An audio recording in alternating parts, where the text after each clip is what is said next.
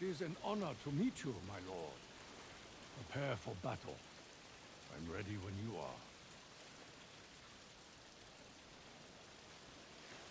We don't have to do this. I promise to face you. I may only be a Ronin, but I keep my word. As you wish.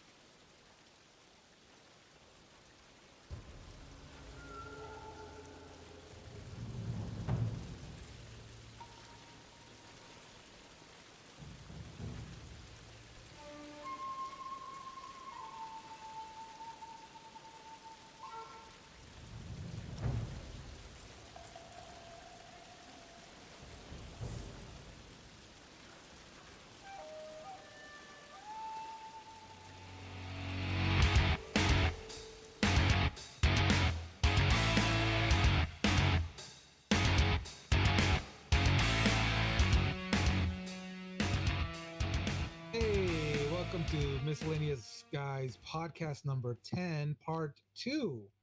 Because we were wrong the last time, or at least I was. I am AJ, your unworthy host who has, I guess, semi permanently replaced Andrew, who we hope comes back at some point.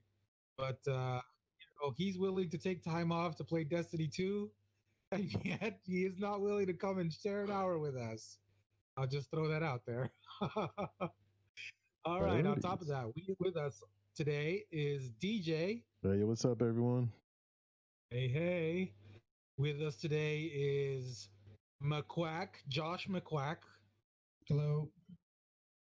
And also with us today is Joshua Falcon Punch,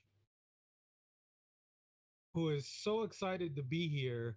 He is either on mute and saying hello, or he's completely ignoring us because he's got a baby in his arms. Yeah, I think he's doing daddy businesses, but he'll be here. He'll be back soon, I'm sure. I'll just do the him for him. All right, guys. So on the podcast today, we're going to be talking about the games we've been playing. We're going to talk about among the games that we've been playing are Among Us. So we'll be talking about that. We'll be talking about crunch time, what that means in the gaming industry.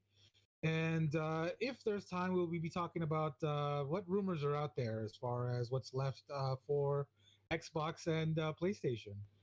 So we'll be talking about some trailers, some upcoming movies that we're interested in, and it might be a short podcast, guys. So you're either off the hook or you get to enjoy. You're getting cheated, one or the other. We'll see. All right, gentlemen. So let's start off with what games we're playing, and if you guys don't mind, I'm gonna go ahead and jump in on Among Us because it is a game that has, I guess, just hit it's everywhere. Everyone's playing it, and we are no exception. We've started playing this game, and I'm gotta tell you, I'm hooked. I enjoy it. What makes this game so fun? And I'll just throw it out there. So, Josh, Mr. McQuack, what makes that game fun? I'd love to tell you, but I've never played it. Ah, very good. We're gonna have to correct that I'll soon. tell you then what makes it fun. What makes it fun is that in this game you are either going to play an imposter or you're going to play a essentially a worker who is part of the rest of the team working in co-op to fix a spaceship. Now the game is very low tech. The game is very its aesthetics are essentially you know quite cartoonish and 2D. It's nothing special in terms of how any of its game mechanics or anything of that nature. So, but what makes it fun is essentially that there is a lot of room here for role playing in terms of trying to deceive your fellow man. Some of the games that we've played among ourselves, among us, is are games where I'm the bad guy, I'm the imposter, and I'm sitting there pretending that I'm just trying to chug along and help the crew while the entire time planning to kill people. And your friends, if you play it well, don't know, and that's sort of the fun because at the end they're like, "You son of a bee." So we got to get McQuack in on this thing because frankly, it could be a lot of fun, and it's available with crossplay for mobile and for PC. So it's not available on console yet, but it is. It does have the crossplay, and it is just very easy. I can't imagine that it won't come to console at some point, maybe after its prime. But for now, it's got everyone's attention. DJ, what do you think makes it fun?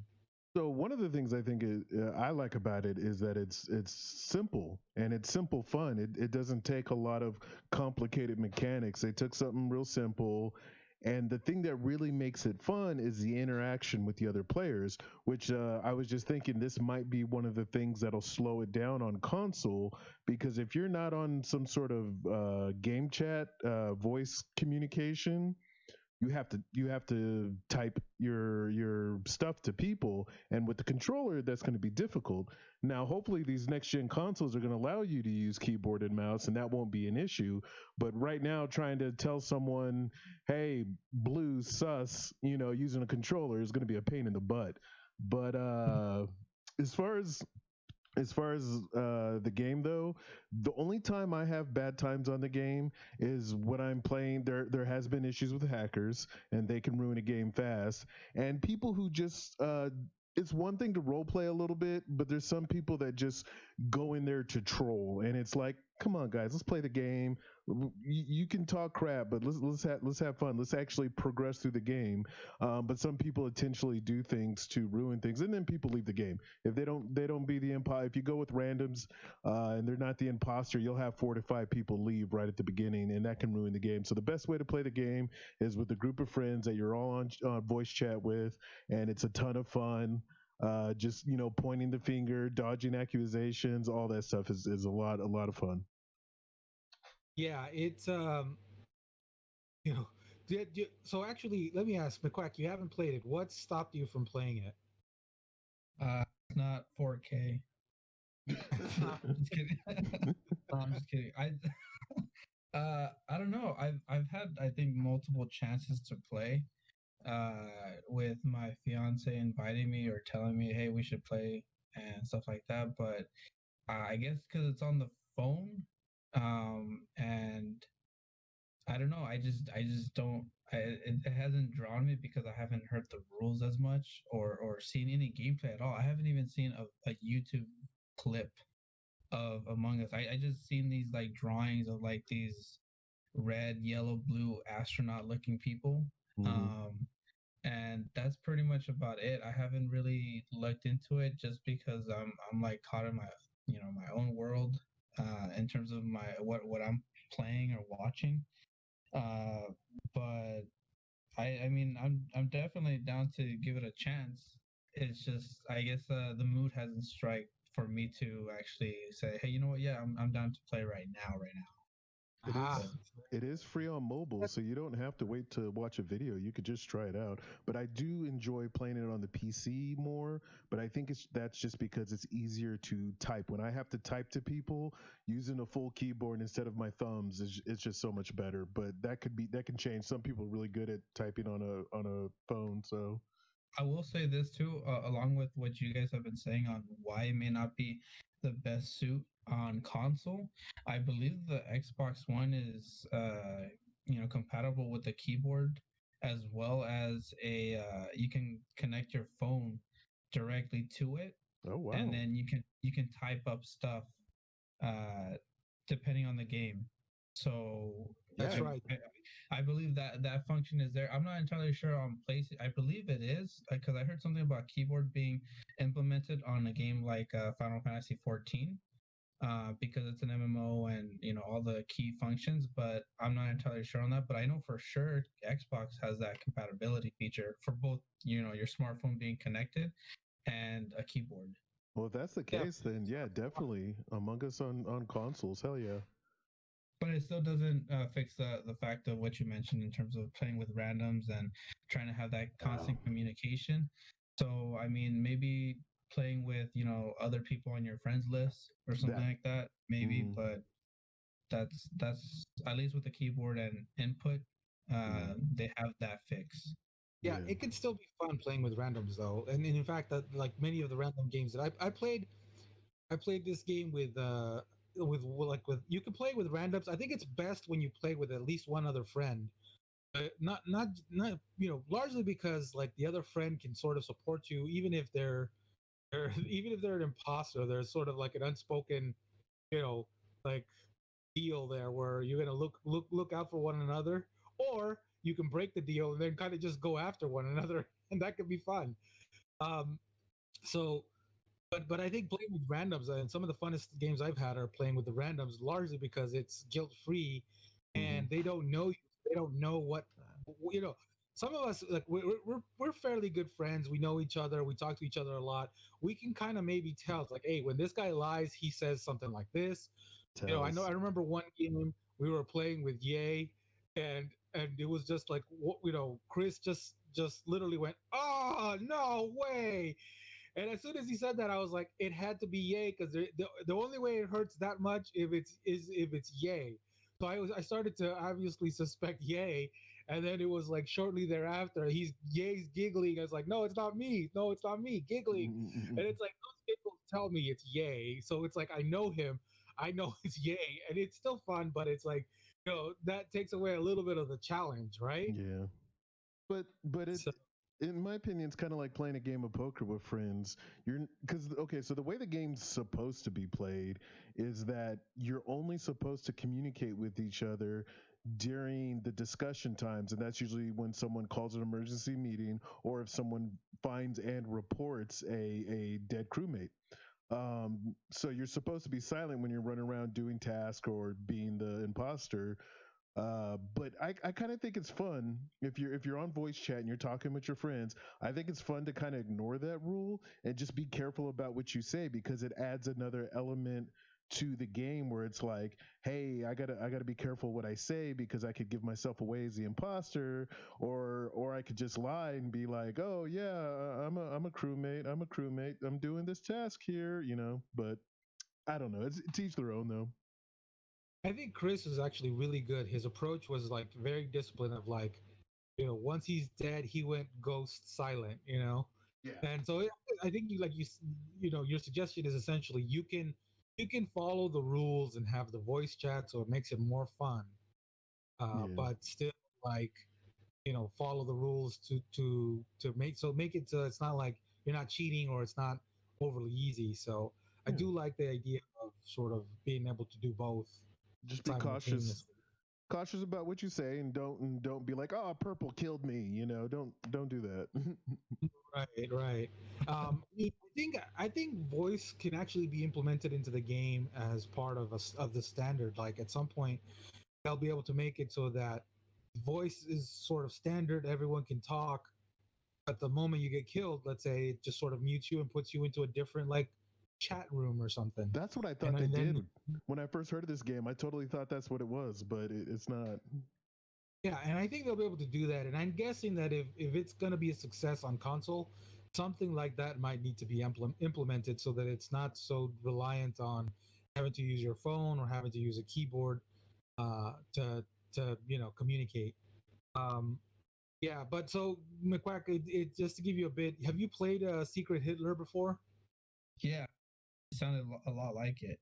Very much in that vein where your goal is to sabotage a ship, and by sabotaging the ship you sort of make people go to places and work in different areas where they might be left alone, and by being left alone you can in essence take advantage and kill them. You can report yourself, you can report the death yourself, or you can wait till somebody else finds it.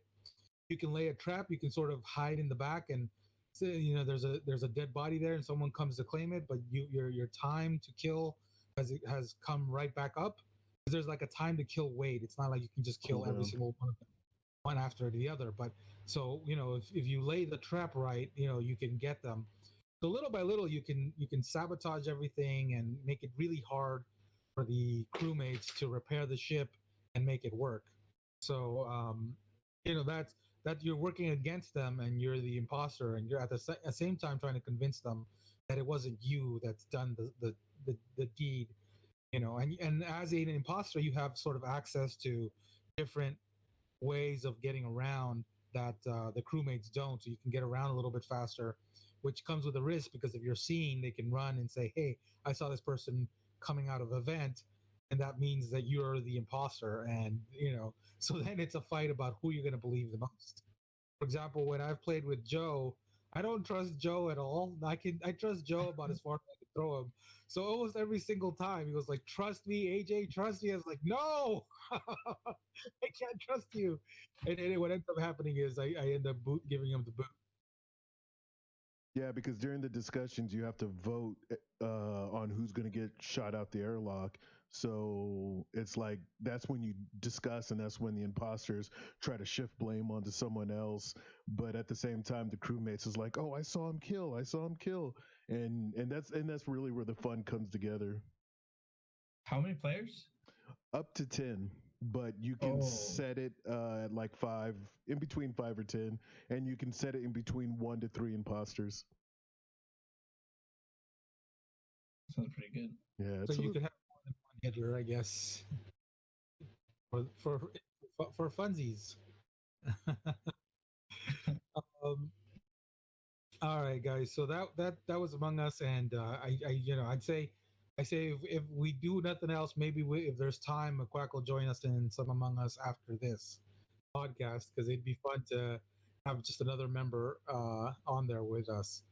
Um, so let's talk about other games we've been playing. I'll go ahead and continue with my games, and one of the other games that I've been playing is Rogue Company.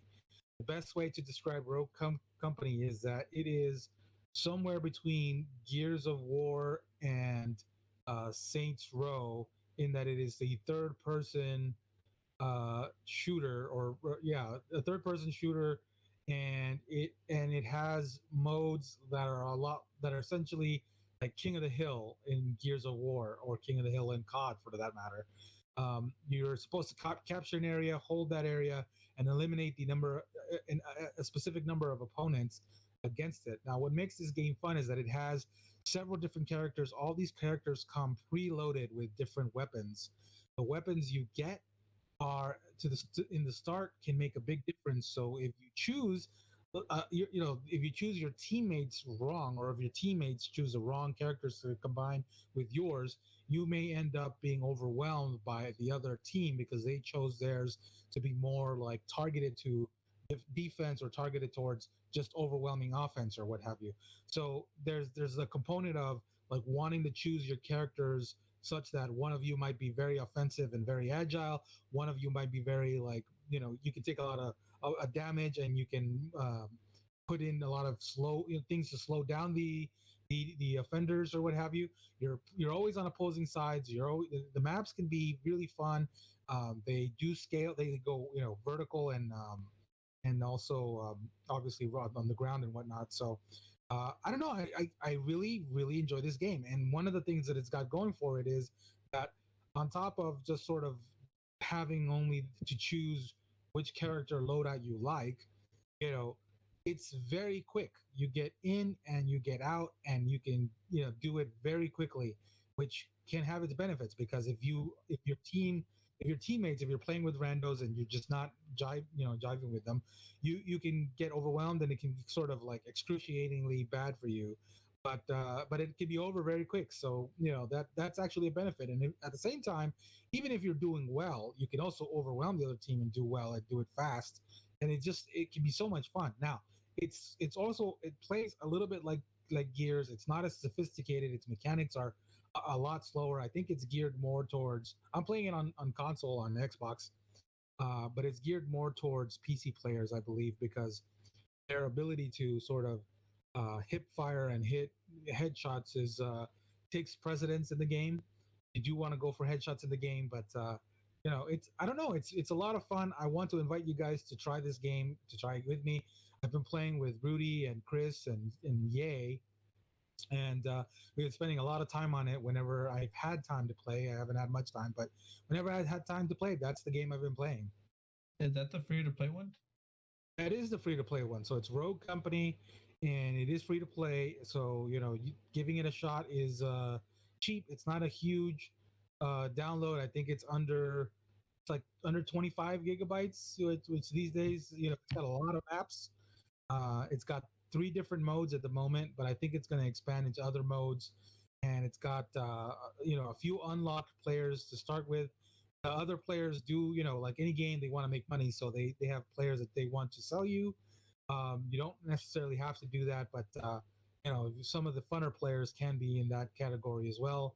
I know one of the most agile characters is, I think, one of the ones you have to purchase. But yeah, it's so much fun. It is competitive, and it fits the bill for those of you who are sort of maybe bored with Gears 4 but don't like Gears 5. So there's that, and I don't know. I'd recommend it strongly. It is under 12 gigs. I'm downloading it right now on It's Xbox. under 12 gigs. Nice, yeah.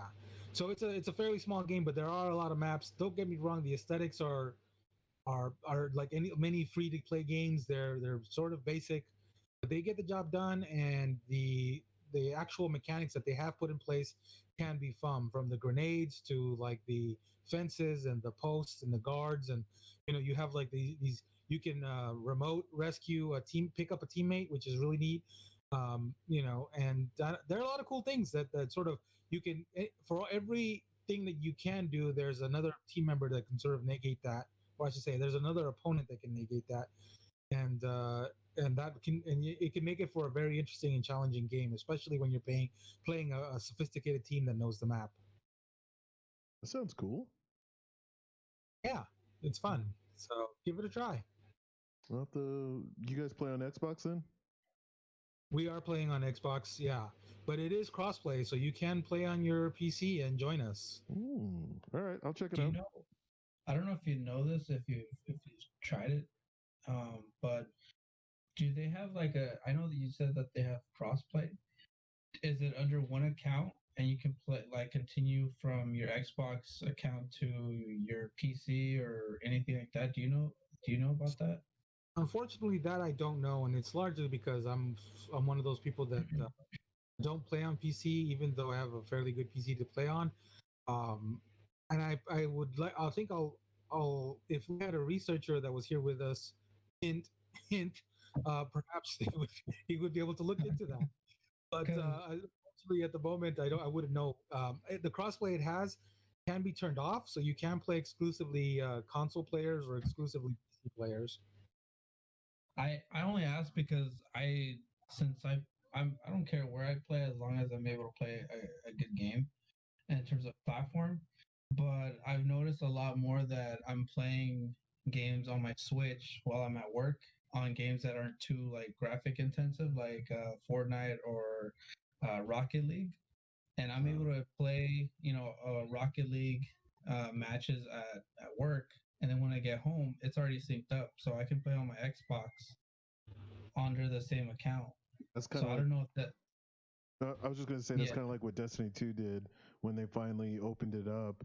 I could play Destiny 2 on my PC and then turn around and jump on the Xbox, the same character, the same progress. The only exactly. Yeah. COD has that too.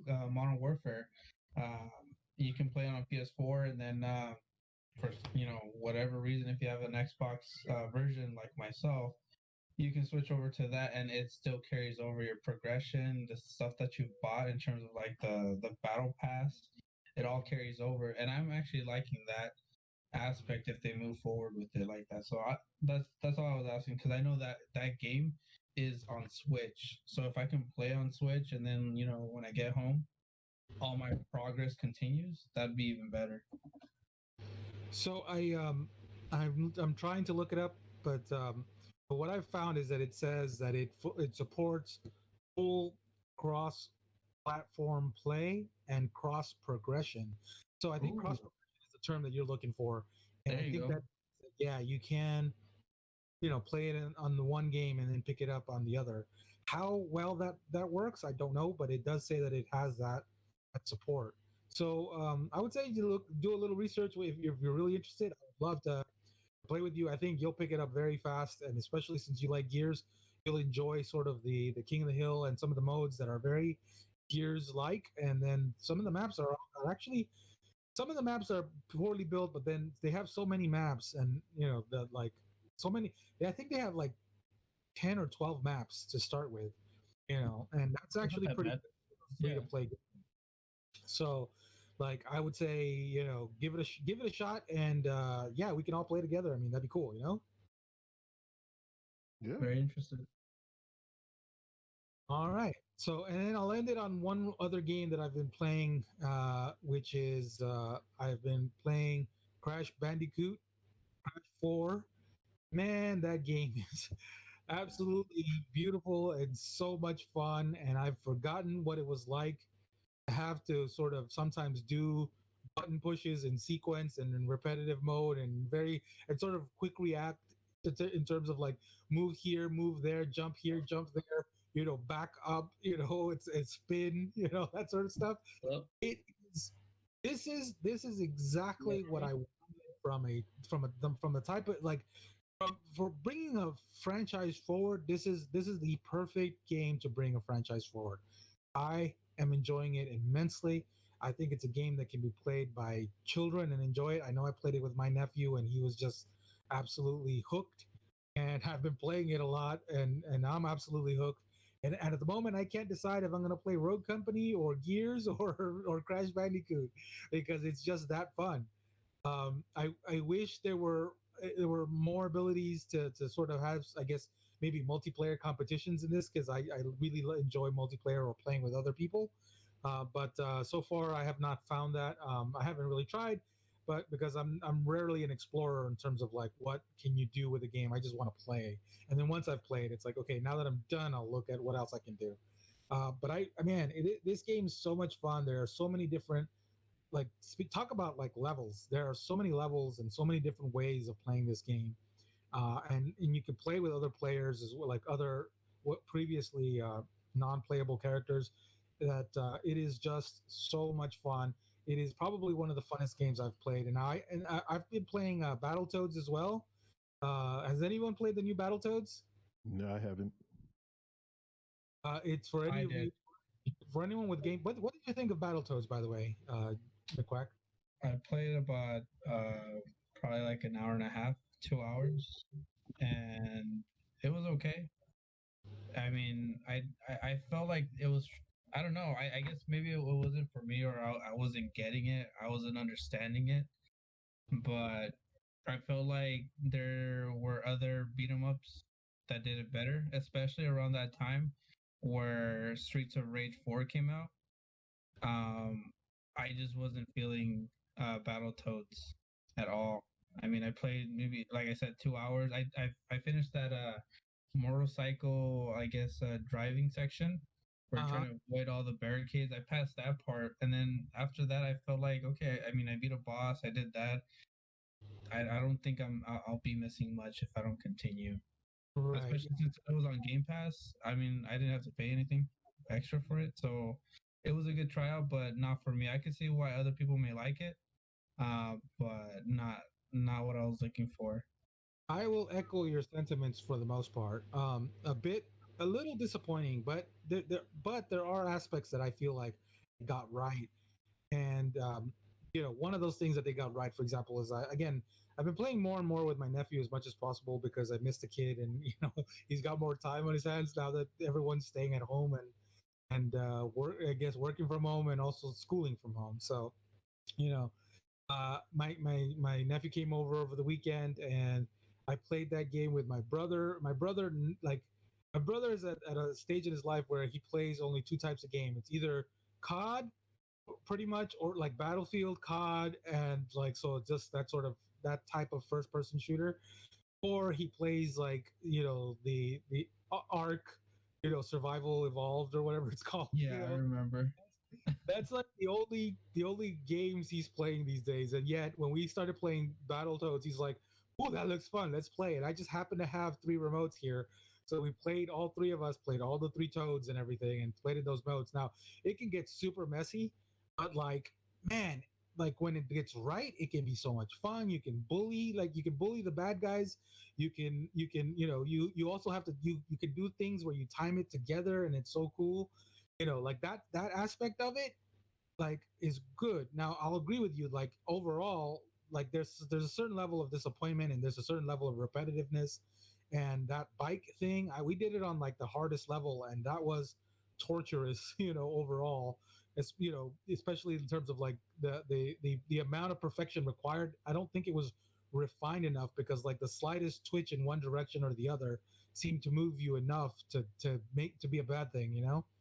And so there are, I think, issues with it, but like everything that they got right is, I think, one of the things that they that and everything that they got, look, so like everything they got wrong they got right in Crash Bandicoot, and everything that they got right they got better in Crash Bandicoot, in terms of like just sort of that idea behind, you know, do like jumping and running and spinning and moving in like timed, you know, progression and timing wise, like testing your timing and reaction times, right? Like that stuff was fun. It's just way funner in Crash Bandicoot. And I believe you've played that one too, right? I picked it up, but like many other things, once I could pick up a game, but then something pulls me aside and I just get distracted. So I purchased it, and while I was downloading, I was like, I'll play something else, and that actually caught on. I think at some point we'll have to do a podcast about the games we've bought and never played. Yeah. So I have a I'm list. an expert at that. That's me. that's like 9 out of 10 games you buy. Yeah. Or like I regret buying, and then like I play 10 minutes of it and I'm like, yeah. Or you're like, oh, it's $5. Yeah, I'll buy it, and then it's like, oh, I forgot that's on my library. Yeah, we'll give that a podcast an idea at some point, because we'd love to hear from you guys out there. What games did you buy, and what what and never played? Because I'm sure everyone has at least one or two in their collection. I've even had that moment where I see a sale of just a bunch of games, and then I'm like, hey, Grand Theft Auto 5 is like $5. Let me go download. Let me go buy it, and then it's like, oh, I already have it. Oh, okay. I forgot I had it. Yeah, yeah, that's one of those games that I still haven't played to this day. Even though, generally speaking, I'm not opposed to you know, Grand Theft Auto as a game. But I just I stopped at, I think, 4, or you know, and then just played some of the remakes, and that was where I've left it off. And I feel pretty happy where I've left off in that world. So, all right, guys. So what games have you guys been playing? If I can go next. Yes, sir. So last time we talked, I was playing Kingdoms of Amalur, and I just wanted to say that I finally finished it, more than 60 hours into it, and I could have put more than that because I got to the last little section, and I was just like, screw it. I'm running to the last dude, the last area, fighting who I have to fight, and that's it, and finishing the game, because the game is fun, but it gets kind of monotonous because I was able to. It has some of the mechanics that are common in RPGs where you can change your stats, you know, and stuff like that. Simplified, but I was able to make my character so tanky that very few enemies posed a threat to me. In fact, the only time I ever died in that game is when I wasn't paying attention to what I was doing, and I wasn't paying attention to what I was doing because after a while the combat just kind of got boring and stale, and I was playing on hard too. So I finished the game. It's fun, but if they ever decide to make another one, they definitely need to do something to the combat to make it a little more uh, engaging, I think. Now that I finished that game, I started playing Ghost of Tsushima, and I am loving the hell out of this game. Yeah. For a PlayStation 4 game, the looks are really good. Not the best I've played on PlayStation 4, but definitely looks good. The combat is amazing. Unfortunately, you more or less just get the stereotypical samurai weapons, but you get a bunch of other little consumable type weapons like bombs and arrows and stuff like that. But so far and it's kind of a good thing. So instead of allowing you to have a ton of different weapons to choose from, you just got this small select set of weapons, but you have different fighting stances, and that's kind of how you take on different enemies using these different fighting stances. And I don't know, the combat's fun, exploring the world's fun. It's a historical fiction, kind of like Assassin's Creed, but Assassin's Creed kind of snuck in that sci-fi stuff, and this doesn't have any of that. So it's a fun game so far, a fun world to explore, and I'm enjoying the story and the characters. The main character is really cool. He is his own character, unlike the last game I was playing, Kingdoms of Amalur. The main character that you play as is basically just a blank slate, for you to try to put yourself onto. While in this game, your character is a person in the world that matters and is very important, and I really enjoy that. And yeah, other than Ghost of Tsushima, the only other game I've been playing is with you guys with Among Us. Just a quick question on the follow up. Which version of Kingdoms were you playing? The original 360 or the new remastered one? So I had originally bought the first one back. Actually, I had gotten it on PC. The game had already been out for a few years, but I'd never heard of it. So I think I bought it off the EA store, and I played it. But there was some glitches in the game that made it really frustrating to play. So I never finished the game. So when they came out with this new version, I went ahead and bought it again. And my biggest hope is that they fix those little glitches, and they did. And yeah, I was able to finish playing the game. So that's one of the things they did in the remake, is they kind of polished off some of the issues the original game had. Okay, so because I bought it last weekend, I bought a physical copy because now I'm buying all these physical Xbox games now that they're super cheap. So would you recommend me holding off on that and just waiting for a sale on the remastered? Yeah, because like I said, the original had some. I mean, I don't know. Maybe now that no, they probably wouldn't do that. Because what I'm sure you may have heard of, the company that made the game originally went bankrupt shortly after release, so they never had the opportunity to put out any patches or fixes for the problems. So I'm afraid if you buy the original game, you're going to run into those problems, which they're not game breaking, they're just really annoying. You know what I'm saying? So if you want to go the least money possible route, yeah, get the original. But if you're like me and some little glitches can annoy me, like one of the ones that bugged me the most is items would get stuck in your inventory. You couldn't sell them. You couldn't put them in, like you have like a house chest where you can just store items. You couldn't put them in your storage. They were just stuck in your inventory. You couldn't destroy them. And it just bugged me. Not being able to clear out my inventory bugs me.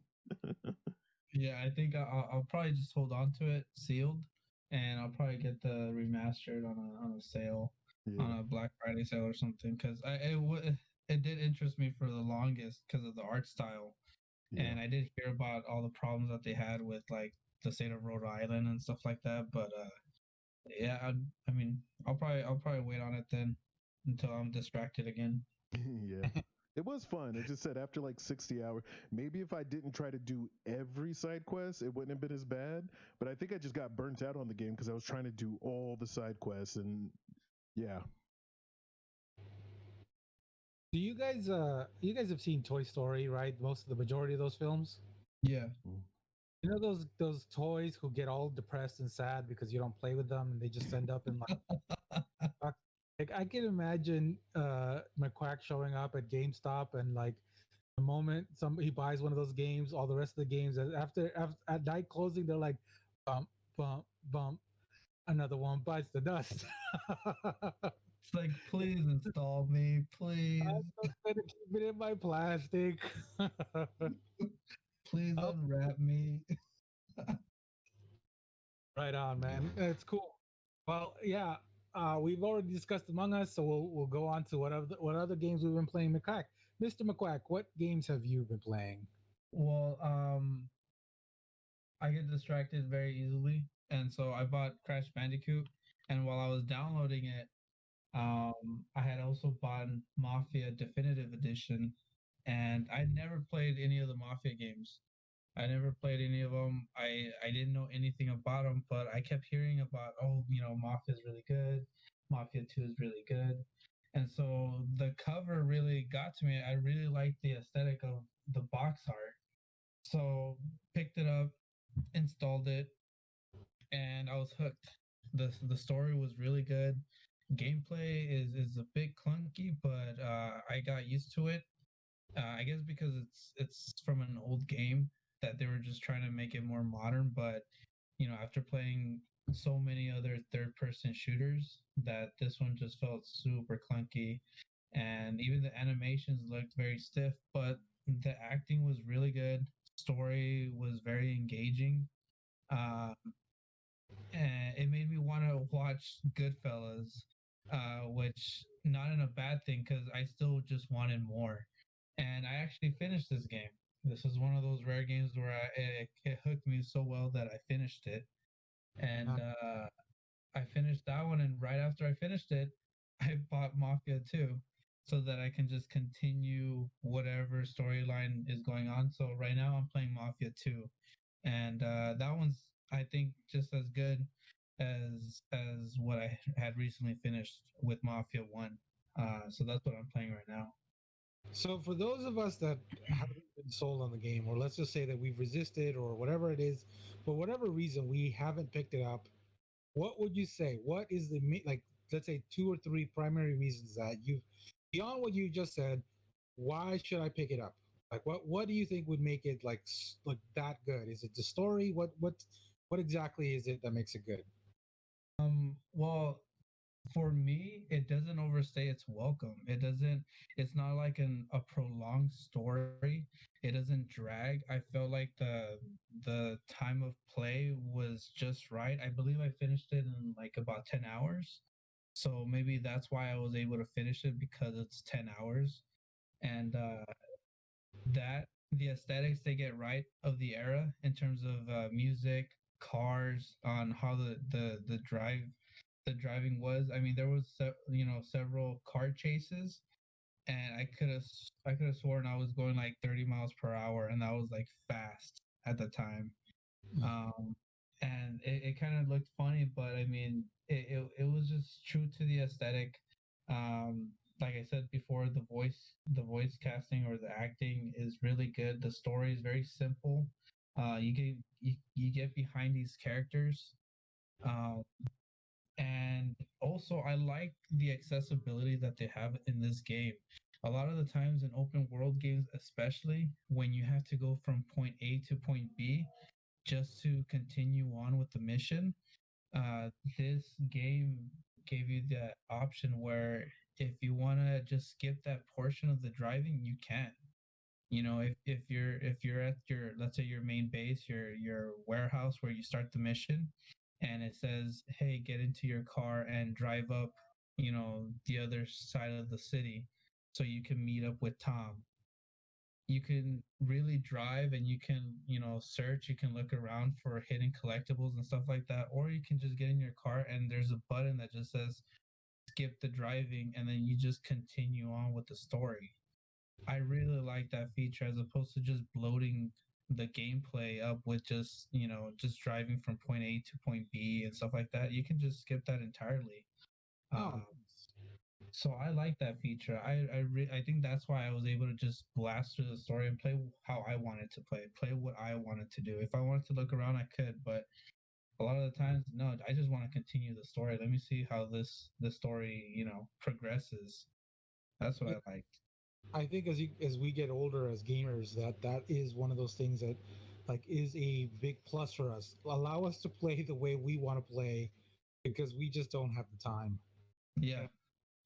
So you mentioned the Goodfellas. So I'll say this, like, okay, Grand Theft Auto, Vice City, that was a lot like Scarface in many ways, right? It sort of mimicked Scarface and the aesthetic. What does Mafia mimic in terms of like Mafia movies?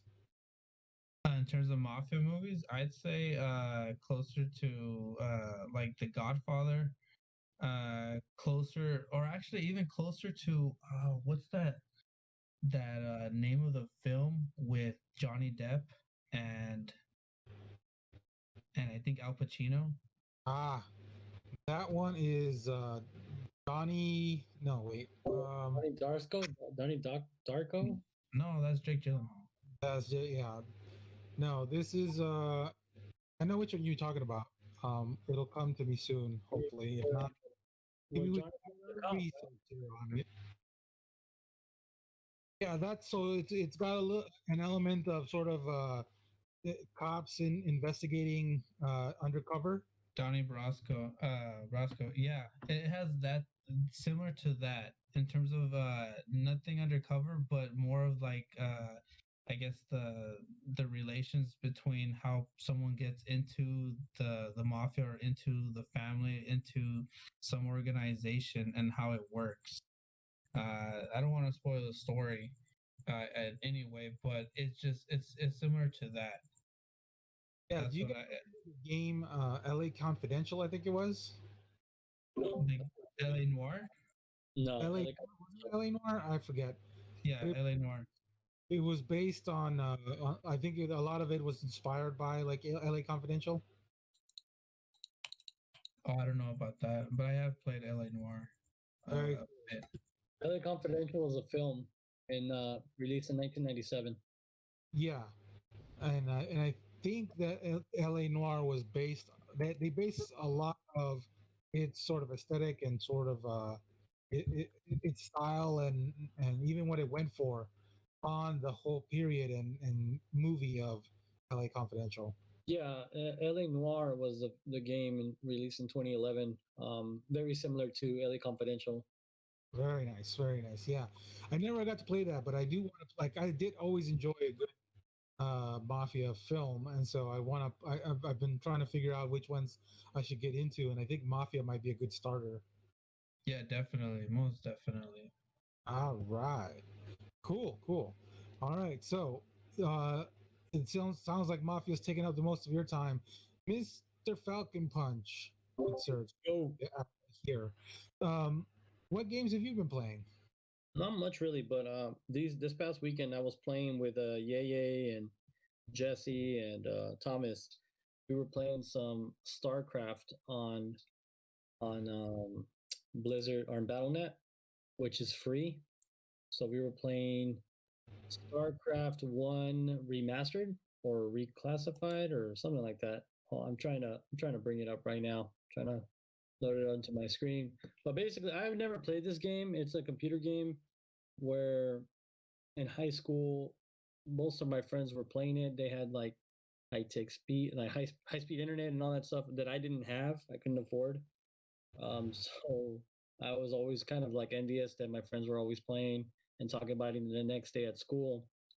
And I hated on that. So and I told them I was like, yo, man, I'm a hater. You know, screw this game. This game sucks. Y'all, you don't know what you're talking about. It's not a good game or whatever, whatnot. But now that I'm older and I have a chance to play it, I've been playing with them and they've been teaching me the ropes, and it's a lot of fun. At least I'm having a lot of fun, and they're reminiscing a lot about their times that they've been playing and some inside jokes and this and whatnot. But uh, I'm learning to play as a group of race called the Terrans, basically Marines, and it's about kind of if you played like Warcraft 1, 2, and 3 or any of those type of games, Age of Empire and things like that. It's very similar to that, at least to me.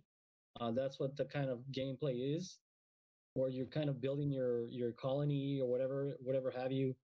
It's And it's an RTS, real time strategy.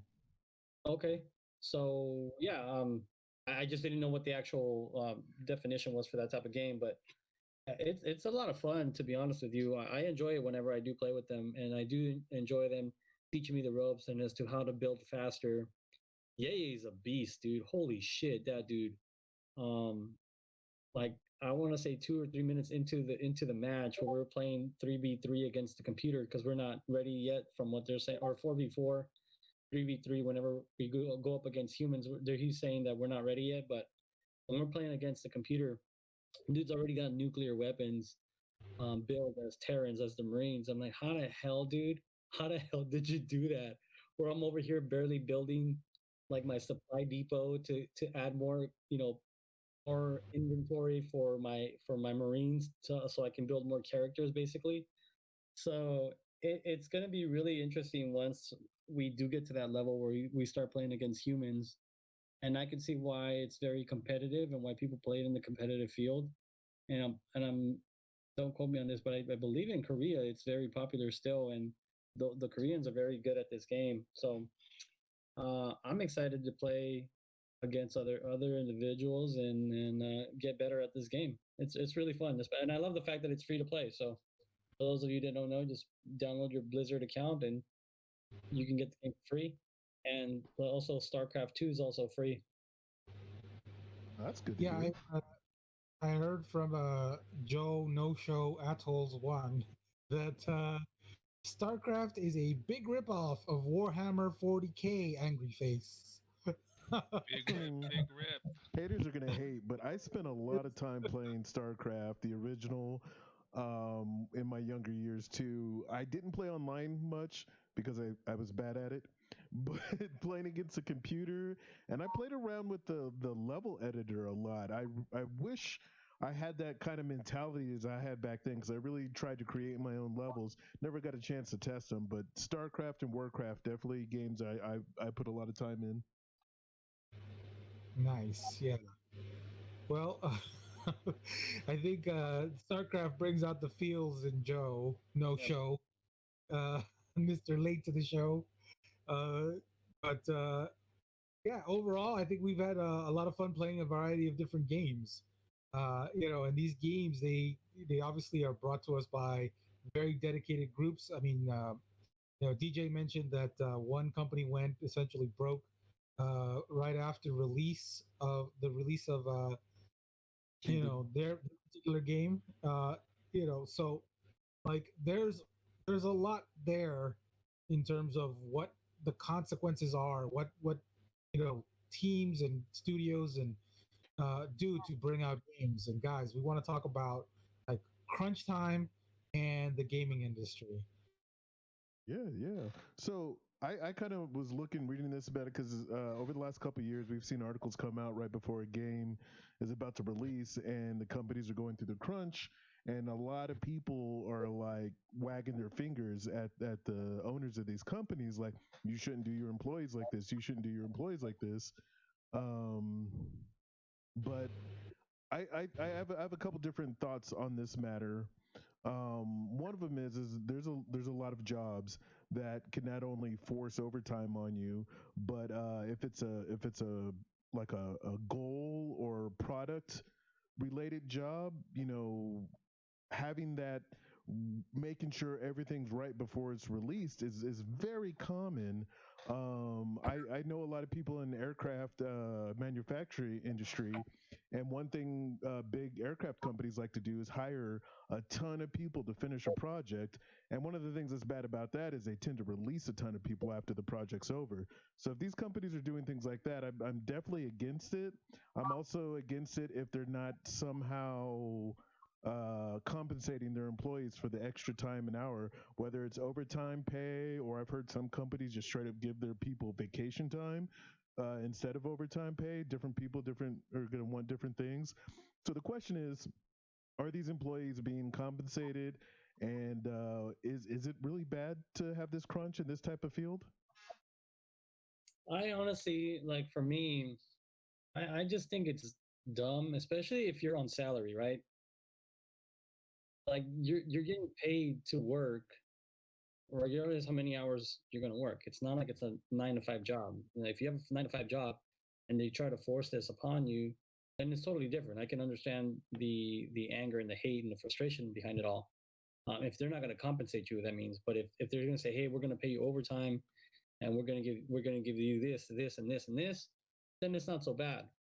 Um, I can only speak for myself. In my experience in the military, I was technically salary. So, hey, guess what? We have duty. I have no way around it. Whether I like it or not, I'm going to stay overtime. Technically, as you would say it in the civilian world. So it is what it is. I don't. Not that I don't feel bad for the families because it does suck for them, but as far as the employees are concerned, uh, you sign up for a job, you know what you're getting yourself into. So I can only sympathize if it's, or you're like an hourly type of individual, and then they're forcing you this overtime on you, and they're not compensating you for it. So I don't get the hate or anger towards it all because a lot of companies do that. So I don't know. To me, it is what it is. I think, and I mean this with absolutely no disrespect, but as you know, I don't pull punches. I think that's a ridiculous stance. to compare the military and what you guys do and why you do what you do to essentially game developers or any other industry, and even industries where there are products that aren't life threatening and aren't things like that. There are places qui where a commenté la I face à think mon frère Gab there qui est is a sorti place de for moins 26 forced fois. overtime. Alors, Maybe it's with the police, oui, maybe it's with the merci military, beaucoup la gang d'être là. maybe Thank it's you so with, much for this raid. firefighters, where there Meeks are Gaming things lance that un are in raid avec such un grave groupe de... danger that this is a place where it's like, hey, Hey, thank you.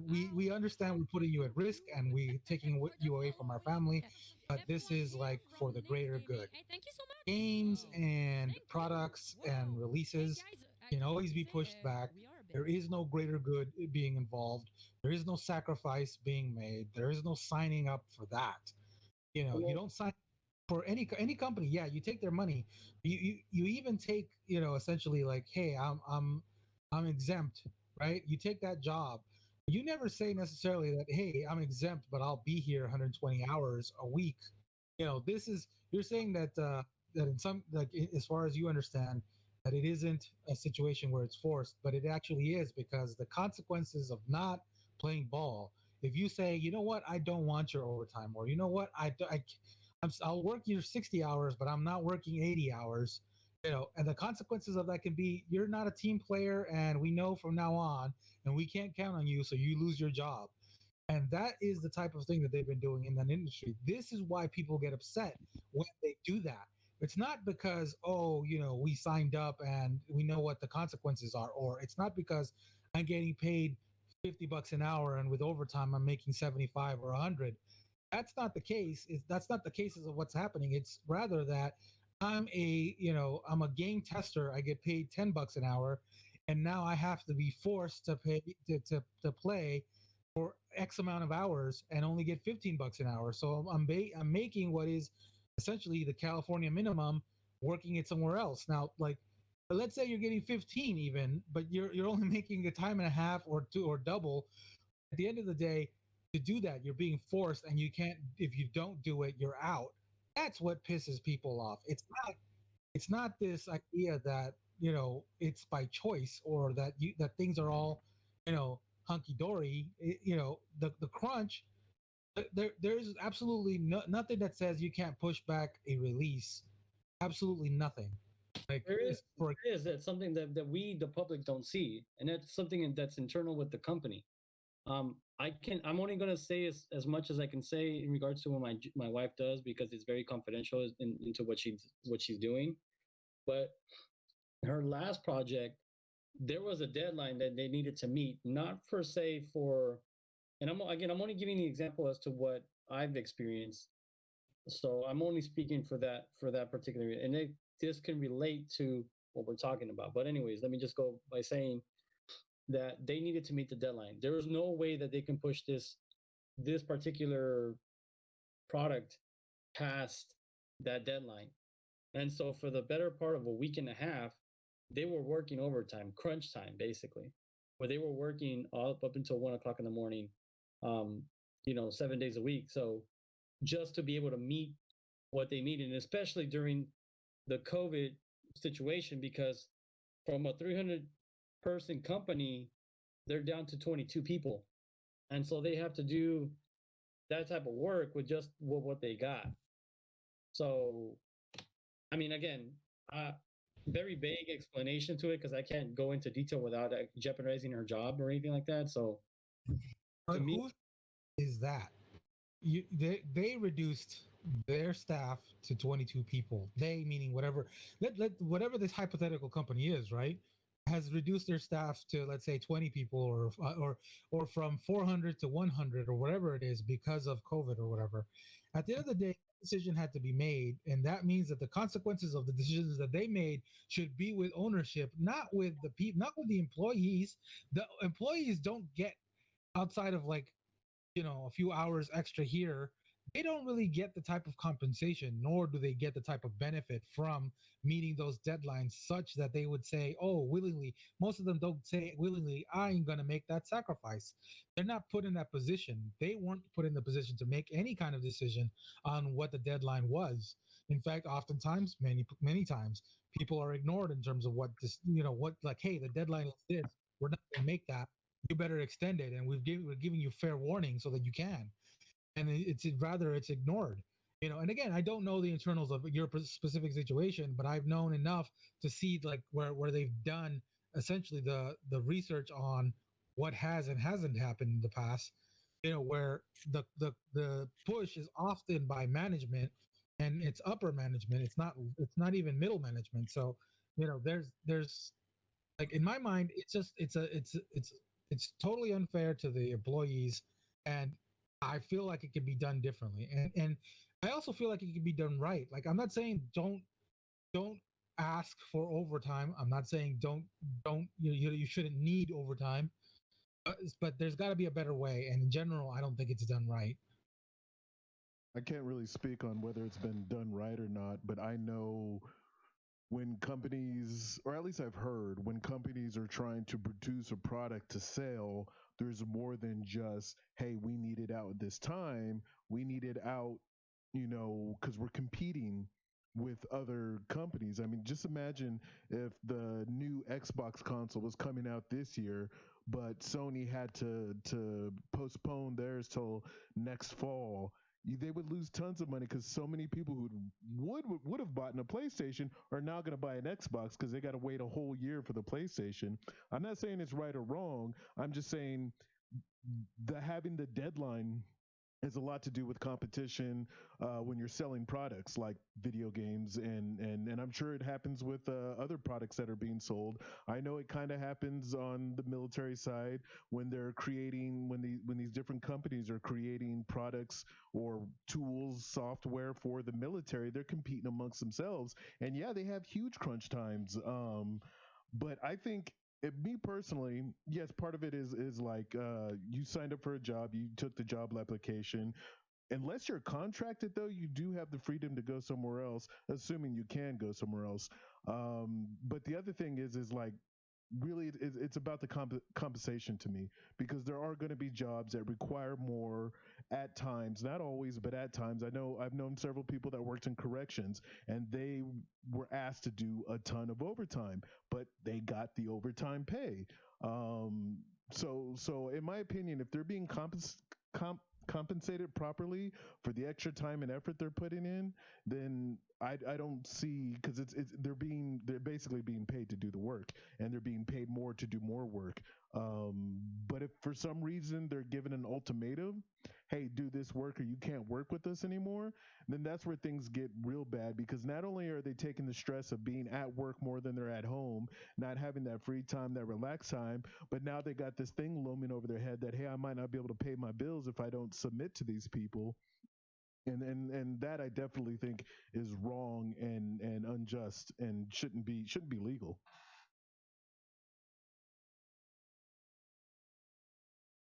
Well, right on. I think we've all stated our positions, generally speaking, here. And what I'll say, I'll just conclude with this: that exempt employees don't get any extra pay. They are just simply required to get the job done, and that's Mm. that. While that might be acceptable, maybe in certain situations or to a certain degree, I think that there are abuses. I'll leave it at that. If unless Yeah. anyone objects, we should move on to some of the other stuff. Just to let you know, we lost Falcon Punch. Did anybody Yeah, hear from him? no, we didn't lose him. He said he's got a migraine and he feels like he's gonna puke. Oh, my bad, my bad. And then even McQuack is got to get out of here pretty soon. So Okay, I well, think maybe we should just start. wrap this up then. I'll I'll just say I'll mention the movies if that's cool, and then we'll move on. Yeah, that's fine. All right, cool.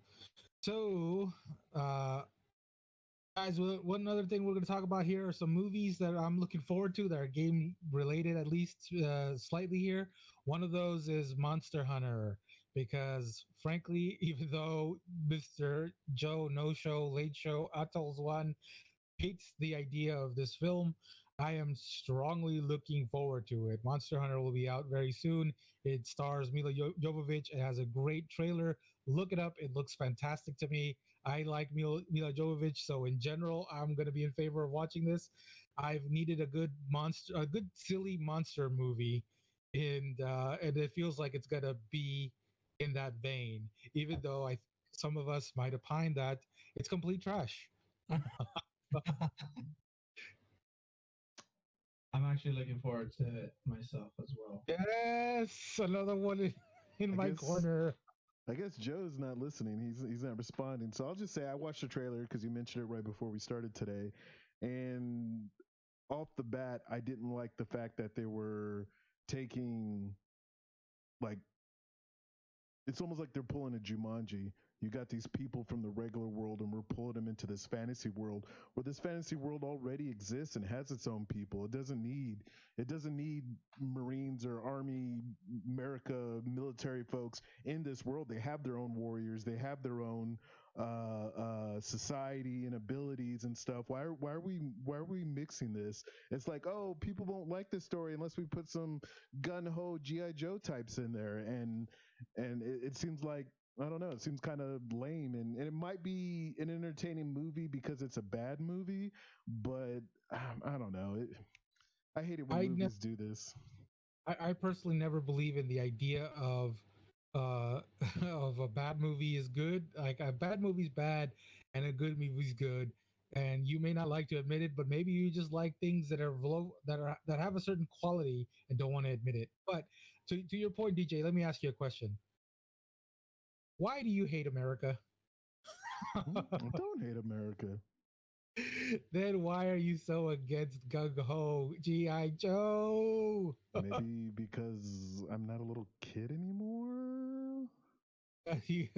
Bring back the kid and DJ, everybody. No, honestly, it's just one. It's kind of a trope. It's kind of something that you see in movies or in storytelling, and it's just like, ugh, done this one before.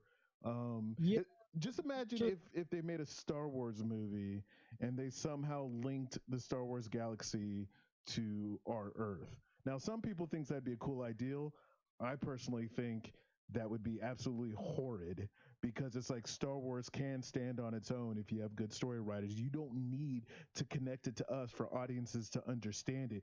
You don't need to connect the characters from Middle Earth to modern day society for people to understand it. It's its own story. Stop trying to force things in there that don't need to be in there. It's just it's lazy story writing, and it's assuming the audience is too dumb to be able to understand something that doesn't involve us.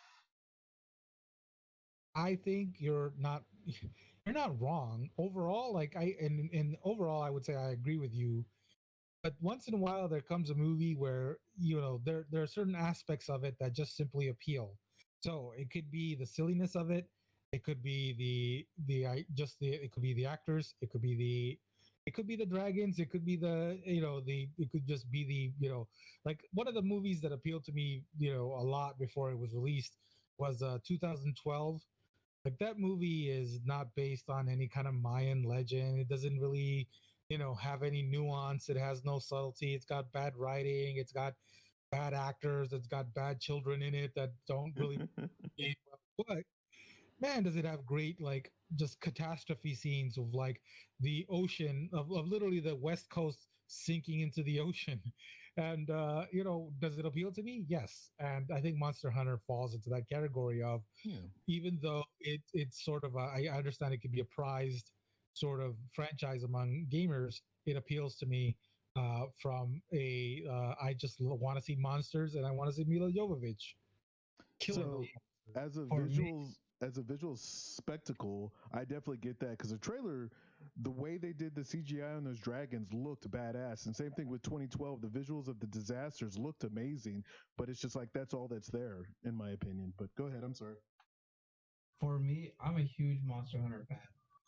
I've been playing probably since the PSP, which is only a couple years after it originally released, and I'm just hyped for this movie. At first I was like, how are they gonna do a Monster Hunter movie correctly?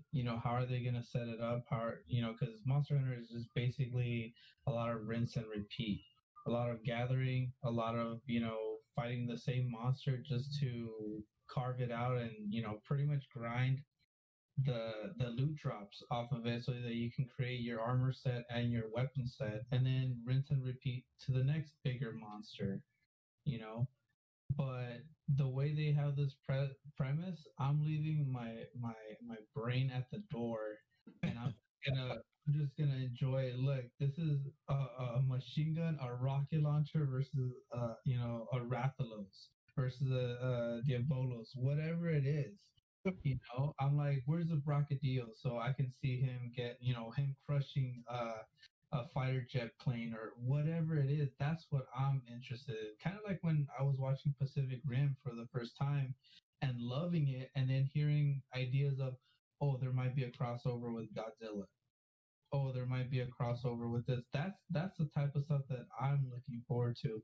I understand the other argument of it should stand on its own. It doesn't need Earth, in a sense, but I mean, I don't. The way they're showing it, it does. It looks like it's not gonna hurt it. I mean, Monster Hunter is still gonna be there. Monster Hunter, the game, is still gonna be there, where we're gonna be enveloped in that world and all the monsters, creatures, people in that world. But I mean, this movie looks like, hey, the last time I saw a rocket launcher being shot at a monster, from Monster Hunter was in the PSP version of where Solid Snake from Metal Gear was shooting a unique monster for Monster Hunter. And I didn't hear anybody complaining about that. I heard people like, this is pretty badass. This is a pretty badass crossover. And I loved it. So if we can have Snake from Metal Gear, with the rocket launcher against the Rathalos, I don't see why we can't have Mia Jovovich, shooting a rocket launcher at Diabolos. I I, don't see the harm of it. I It's didn't. just it's one of those type of movies. It's not one of those like, oh, where's the science behind it, or is that very physically? No, it's just one of those like, hey, you know Okay. what, shit fucked up, thunderstorm, all of a sudden they're at a specific ancient tablet area. Okay, cool. So Yes. I never meant to imply that it would be bad for the game franchise. And science is definitely not a worry because you're working with dragons and monsters and stuff. So no worry there. To me, it's just more of a storytelling thing. And yeah, there's nothing wrong with just a fun action flick with no real stakes involved. But I mean, I don't know. It seems like that's the majority of movies that are made nowadays. And sure, maybe if I can catch it for $3 on YouTube, I'll watch it. But other than that, it's just bad storytelling, in my opinion. I prefer this over if they went like, this is one of those game movie adaptations where you don't stick to the script. You don't like, hey, can't they just do it like Monster Hunter World? No, there's really not that type Yeah, of script to do. It doesn't have that time. A and lot, maybe in a series, yeah, but in a movie, you just that's gotta one get of straight. that's one of the reasons that a lot of video games don't translate well to movies because you don't get the game. The one of the reasons a game is good is because of the gameplay, and you don't have that in a movie. So movie makers try to make a movie that a wide variety of audiences will enjoy, which basically says, to a lot of the people who play the games that, hey, we're really not, we're just using the title and maybe a couple visuals. Other than that, there's nothing similar. All I'm saying is they still could have told a good story without, you know, stepping. I mean, I don't know. Yeah, sure, I could get a Ryu skin in Monster Hunter World or a skin from a different game. Those type of collaborates happen in video games. I just see this kind of thing in movies, and it's one of the reasons I don't watch a lot of movies is because most of them are bad. All right, gentlemen. So I think for next week's podcast, we should talk about at least maybe if there's time, we should include like the best video game movies that are out there, and see where it heads us. I think that there's room for both the smart movie and the dumb movie, and sometimes I really want that dumb movie just as long as it's fun and I want it to be strictly fun. I think that this movie just might do that from the trailer and the dragons, and even though Joe no show, late show never actually talk show. Uh, Atolls One says that the dragon CGI looks like dog do. I I don't thought it think looked so. I good. think it actually looks amazing. Yeah, I thought it looked. And Yeah, yeah, visuals look good, right? yeah, I think that totally. would be the least of its problems with this movie. I think Joe's has a worship of the franchise and respects it enough that he doesn't want it turned into something supercilious. But hey, man, just go with it. And if you can go with it, and if you can check out your brain, like McQuack says, you might just enjoy it. And I hope that's what it will be. And the game is kind of silly on its own. Silly stuff does happen in the game, which Yeah. again, I don't understand why they have to involve outer world experience for the main characters to interact with that world. They could have done it in the world, but my bad. I keep beating a dead horse. Sometimes beating a dead horse could be quite soothing overall.